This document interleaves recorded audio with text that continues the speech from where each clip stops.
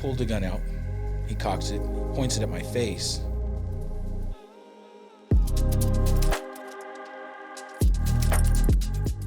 I went to West High. I was kind of flip-flop between my mom and my dad. My dad lived out in Rose Park in Glendale. 1999. I remember. What grade was that? I was, I think, ninth grade. Ninth grade, dude? Did you? Ninth grade. How many years did you go to West? No, it was 10th grade. Sorry. I only went till I got shot. We were playing basketball. We were doing these teams. I forgot my basketball shoes. My dad lived not too far from there. I was headed out, and as I was crossing the street, I seen this car full of people, and they were just looking at me like crazy. So I knew something was up. Something was weird. Sure enough, they pulled up, parked their car. Dude jumps out, him and his buddy. He's holding something in front of him. He's like, "Hey, man, give me your shoes."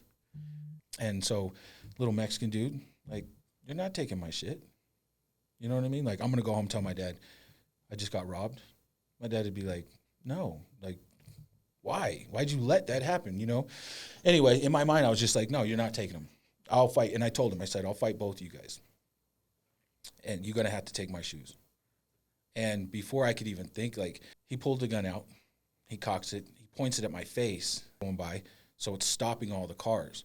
So as he has his gun in my face, he looks back, and all these cars are, they're starting to pay attention that he has a gun in my face.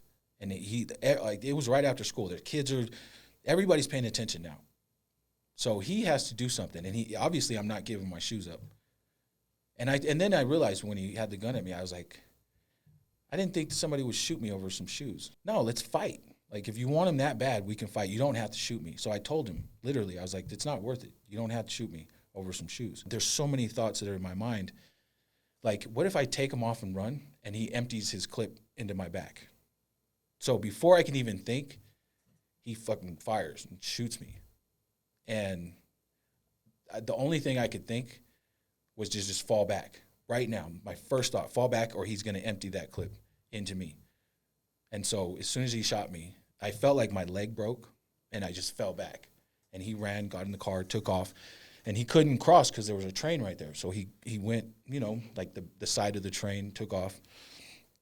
And so I'm laying there. Kids they're running. Nobody's around. They're scared. Dude, I was like, my first thought was, he must have hit me with like a salt gun or something, because I thought getting shot, there was no blood. Like, I was like, I've always watched movies, when somebody gets shot, blood flies. I was like, he didn't shoot me. I was like, oh, fuck. Yeah, he must have just hit me with like a rubber pellet gun or something. So I'm laying there, and I'm like looking through my jacket, and I'm like, I don't see a hole. So I'm kind of excited, but my leg feels like it's broke. I was like, he must have just hit me with something really hard. So anyway, I put my hand behind my leg to see if there's any blood. There's nothing. But then I'm laying there, and the dude runs over from the mattress place. He's like, "Hey, man, are you okay?" I was like, "I don't know." And I looked down, and there was a little hole in my windbreaker. And I start to panic. I'm like, oh, shit. So I lift up my T-shirt. There's another little hole. Then I look under my pants, my shorts. There's another hole. And then I put my hand behind my leg again, bring it up, and it was all blood. And I kind of got lightheaded. And I got scared. I was like, dude, what the fuck? I just got shot. I'm going to die? Because now I'm panicking, and I could feel my body, like, when you get like lightheaded, yeah, you just feel like your blood you just get cold. And I was like, oh my God, I'm going to die. I can't, it was just so shocking to me. And then here's my uncle.